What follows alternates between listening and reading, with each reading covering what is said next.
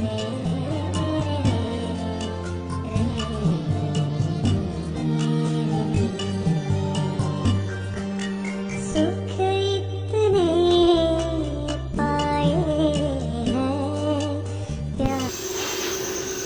शांति। आज 3 सितंबर 2023 की अव्यक्त मुरली है। 25/11/1995 का रिवाइज मुरली है। हम सभी आज की अव्यक्त बाबा की मुरली सुनेंगे। आज बाबा ने कहा, परमत पर चिंतन और प्रदर्शन से मुक्त बनो और पर उपकार करो। परमत पर चिंतन और प्रदर्शन से मुक्त बनो और पर उपकार करो। आज बाप दादा अपने चारों ओर जो बाप के बच्चे हैं, विशेष हैं, उन सर्व विशेष आत्माओं को देख रहे हैं, चाहे भारत के व विदेश के किसी भी कोने में हैं, लेकिन बाप दादा और सर्व विशेष आत्माओं को समीप देख रहे हैं। बाप दादा को अपने विशेष बच्चों को देख हर्ष होता है। जैसे आप बच्चों को बाप को देखकर खुशी होती है न, खुशी होती है तब तो भाग करके आए हो न, तो बाप को भी खुशी होती है कि मेरा एक एक बच्चा विशेष आत्मा है, चाहे बुजुर्ग है, अनपढ़ है, छोटे बच्चे हैं, युवा हैं, प्रवृत्ति वाले हैं, लेकिन सारे विश्व के आगे विशेष हैं। चाहे कितने भी बड़े बड़े वैज्ञानिक चमत्कार दिखाने वाले भी हैं, चंद्रमा तक पहुंचने वाले भी हैं, लेकिन बाप के विशेष बच्चों के आगे वह भी अनजान है। पांचों ही तत्व को जान लिया, उन्हों पर विजय भी प्राप्त कर ली, लेकिन छोटी सी बिंदु आत्मा को नहीं जाना।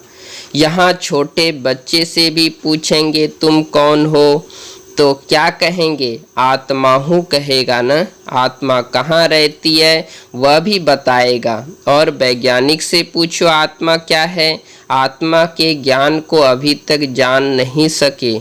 तो कितने भी बड़े हिस्ट्री के हिसाब से, इस दुनिया के हिसाब से विशेष हो, लेकिन जिसने अपने को नहीं जाना, उससे तो यहाँ का 5 वर्ष वाला बच्चा विशेष हो गया। आप लोगों का शुरू का बहुत फलक का गीत है, याद है? कौन सा गीत है? एक गीत था, कितना भी बड़ा सेठ स्वामी हो, लेकिन अल्फ को नहीं जाना तो कितने भी बड़े हो, चाहे नेता हो चाहे अभिनेता हो, लेकिन अपने आप को नहीं जाना तो क्या जाना। तो ऐसी विशेष आत्माएं हो। यहाँ की अनपढ़ बुजुर्ग माता है और दूसरी तरफ अच्छा महात्मा है, लेकिन बुजुर्ग माता फलक से कहेगी कि हमने परमात्मा को पा लिया, और महात्मा कहेगा परमात्मा को पाना बहुत मुश्किल है। लेकिन यहाँ 100 वर्ष की आयु वाले भी निश्चय बुद्धि होगी, तो वह क्या कहेगी? तुम ढूंढते रहो, हमने तो पा लिया। तो महात्मा भी आपके आगे क्या है? प्रवृत्ति वाले फलक से कहेगा कि हम डबल पलंग पर सोते, इकट्ठा रहते भी पवित्र हैं, क्योंकि हमारे बीच में बाप है। और महात्माएं क्या कहेंगे?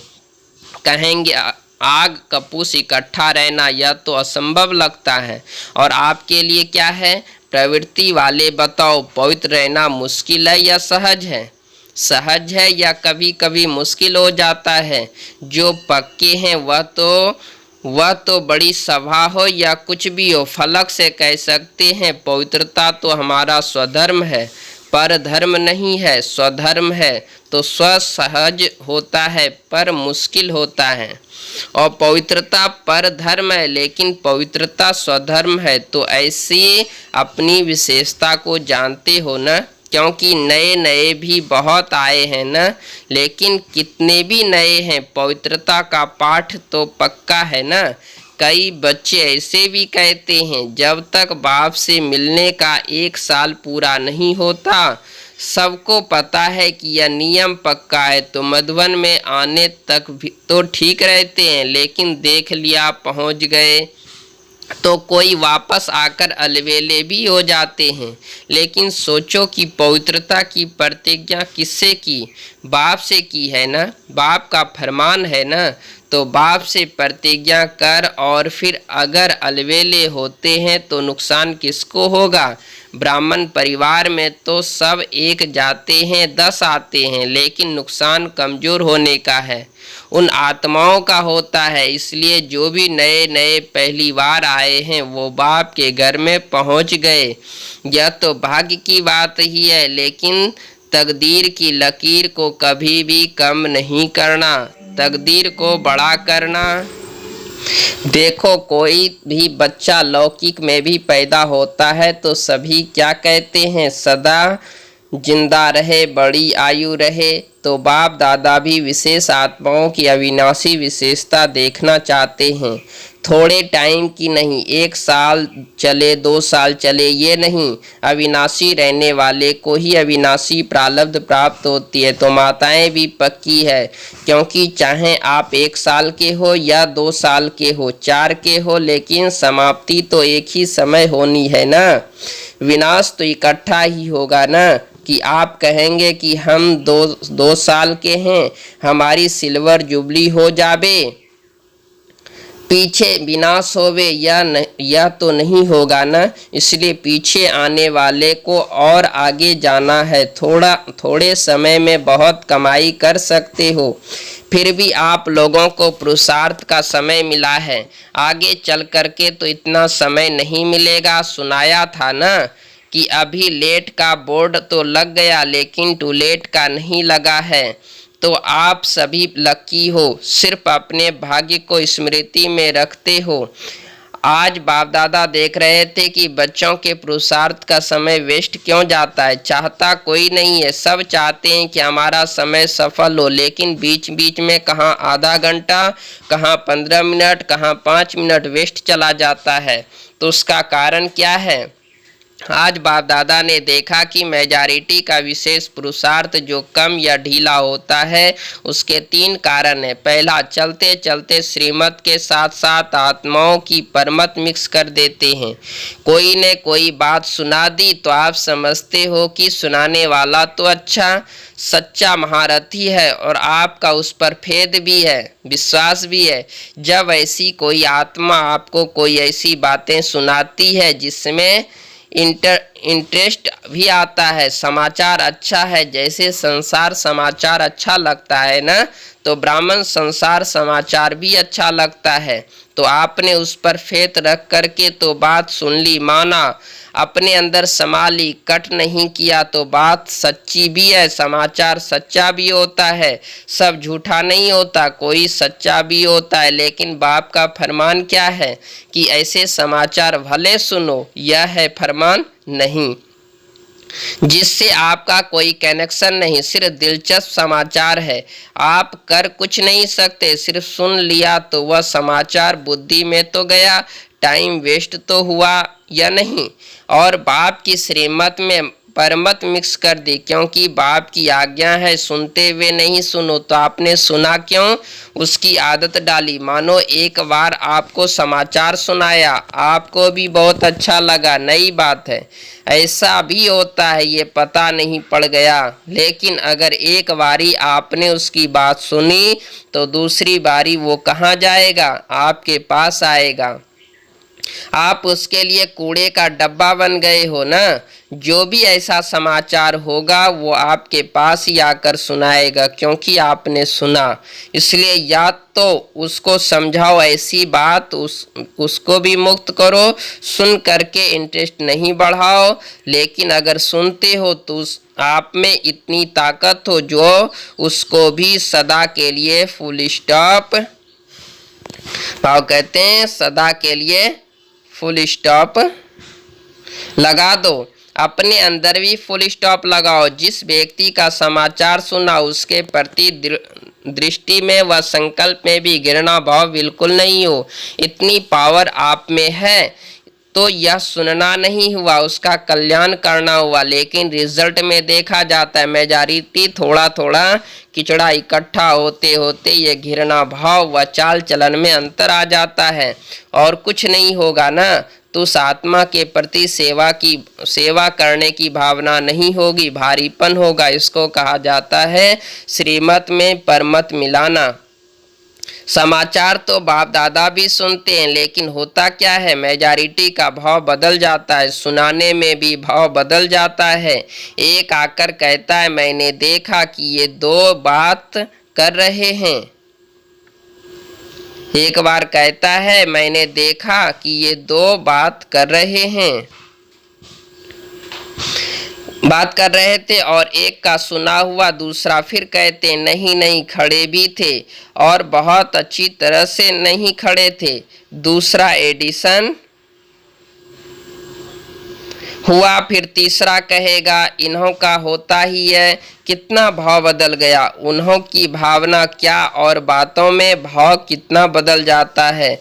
तो ये परमत वायुमंडल को खराब कर देता है। बाबा ने कहा यह वायुमंडल क्या करता है, खराब कर देता है। इसलिए कभी भी परमत की बातों में नहीं आना चाहिए। और बाबा ने कहा कि यह इस वायुमंडल से परमत में वायुमंडल को खराब कर देता है।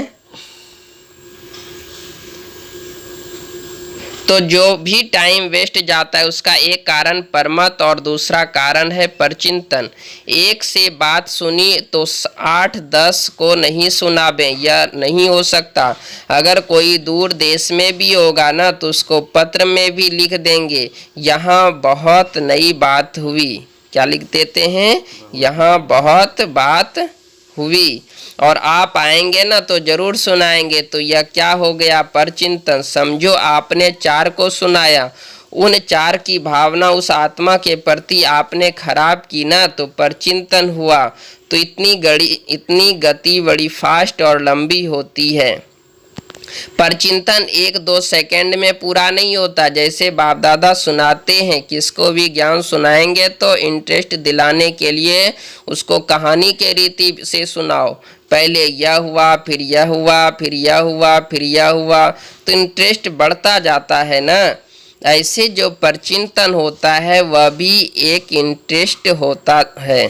बाबा कहते हैं यह भी एक क्या हो जाता है, धीरे धीरे इंटरेस्ट बढ़ता जाता है। ऐसे जो परचिंतन होता है वह भी एक इंटरेस्ट होता है। इसमें दूसरा जरूर सोचेगा फिर क्या हुआ, ऐसे हुआ, हाँ ऐसा हुआ होगा। ये कहानियाँ बड़ी लंबी है। बाप दादा तो सबकी दिल की बातें सुनते भी हैं, देखते भी हैं। कोई कितना भी छिपाने की कोशिश करे, सिर्फ बाप दादा कहाँ कहाँ संग्रह के अर्थ खुला इशारा नहीं देते, बाकी जानते सब हैं, देखते सब हैं। कोई कितना भी कहे कि नहीं मैं तो कभी भी नहीं करता, बाप दादा के पास रजिस्टर है, कितने बार किया, क्या क्या किया, किस समय किया, कितनों से किया, यह सब रजिस्टर है। सिर्फ कहाँ छुप छुप कर रहना पड़ता है। हाँ, दूसरी सुनाई परचिंतन, उसका स्वचिंतन कभी नहीं चलेगा। कोई भी बात होगी परचिंतन वाला अपनी गलती भी दूसरों पर लगाएगा, और परचिंतन करने वाला बात बनाने में नंबर 1 होते हैं।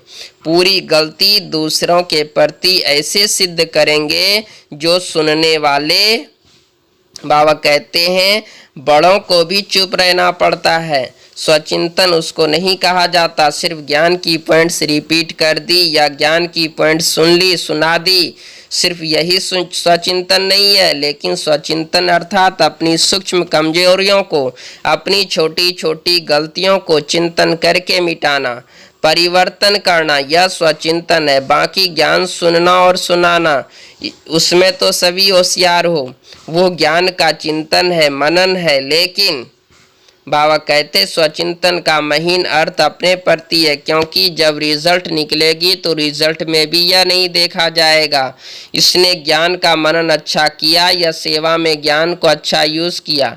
इस रिजल्ट के पहले स्वचिंतन और परिवर्तन, स्वचिंतन करने का अर्थ ही है परिवर्तन करना। तो जब फाइनल रिजल्ट होगी तो उसमें पहली मार्क्स प्रैक्टिकल धारणा स्वरूप को मिलेगी।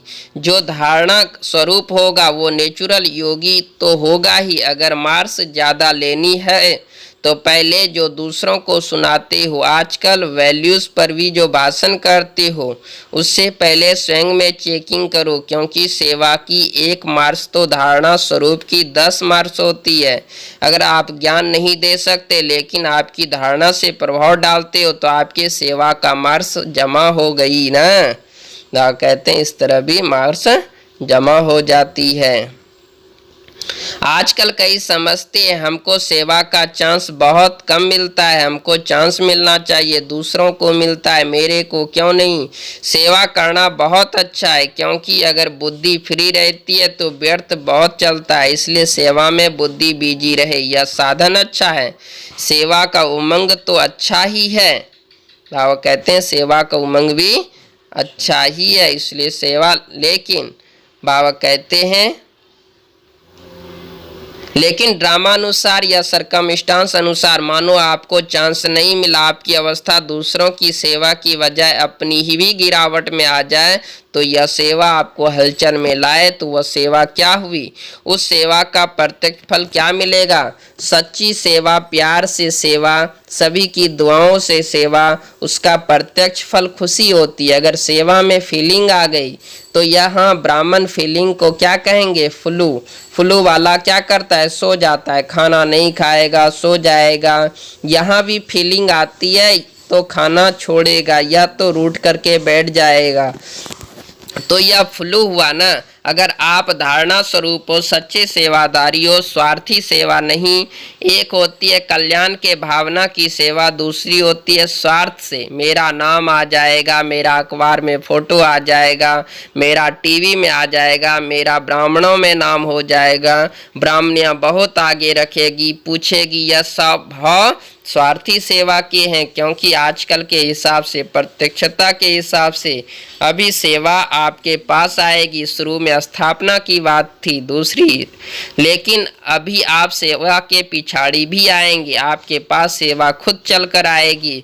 तो जो सच्चा सेवाधारी है उस सेवाधारी को चलो, और कोई सेवा नहीं मिली लेकिन बाप दादा कहते हैं अपने चेहरे से, अपने चलन से सेवा करो। आपका चेहरा बाप का साक्षात्कार कराए, आपका चेहरा आपकी चलन बाप की याद दिलावे, ये सेवा नंबर 1 है।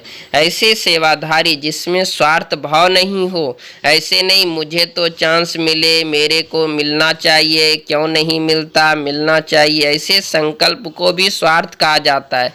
चाहे ब्राह्मण परिवार में आपका नाम नामी ग्रामी नहीं है, सेवाधारी अच्छे हो, फिर भी आपका नाम नहीं है, लेकिन बाप के पास तो नाम है ना।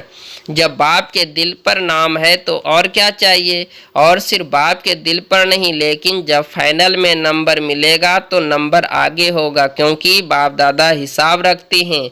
आपको चांस नहीं मिला, आप राइट हो, लेकिन चांस नहीं मिला तो वह भी नोट होता है, और मांग कर चांस लिया तो वह क्या, तो सही, वो तो सही, लेकिन वो भी मार्क्स कट होता है। ये धर्मराज का खाता कोई कम नहीं है, बहुत सूक्ष्म हिसाब किताब है, इसलिए निस्वार्थ सेवादारी बनो। अपना स्वार्थ नहीं हो, कल्याण का स्वार्थ हो। यदि आपको चांस है और दूसरा समझता है कि हमको भी मिले तो बहुत अच्छा और योग्य भी है। अगर मानो आप अपना चांस उसको दे देते हो तो उसका शेयर उसमें जमा हो जाता है। चाहे आपने नहीं किया लेकिन किसको चांस दिया तो उसमें भी आपका शेयर जमा होता है। क्योंकि सच्चा डायमंड बनना है ना, तो हिसाब किताब भी समझ लो, ऐसे अलवेले नहीं चलो। ठीक है, हो गया, बहुत सूक्ष्म में हिसाब किताब का चौपड़ा है, बाप को कुछ नहीं करना पड़ता, ऑटोमेटिक है। कभी कभी बाप दादा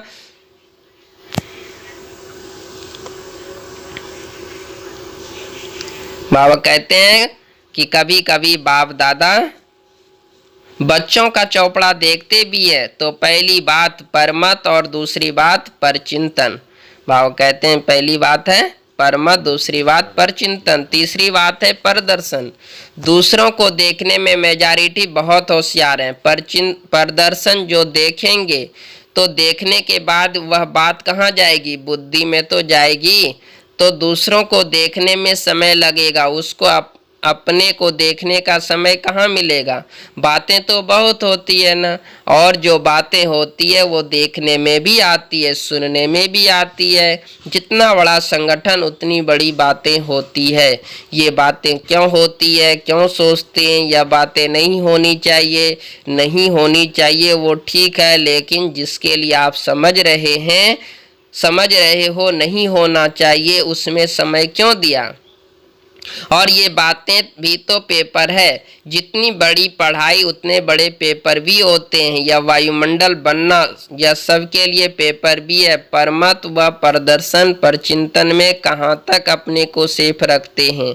दो बातें अलग है। एक है जिम्मेवारी, जिसके कारण सुनना भी पड़ता है, देखना भी पड़ता है। तो उसमें कल्याण की भावना से सुनना और देखना जिम्मेवारी है। कल्याण की भावना है तो ठीक है, लेकिन अपनी अवस्था को हलचल में लाकर देखना, सुनना या सोचना यह रॉन्ग है। अगर आप अपने को जिम्मेवार समझते हो तो जिम्मेवारी के पहले अपनी ब्रेक को पावरफुल बनाओ।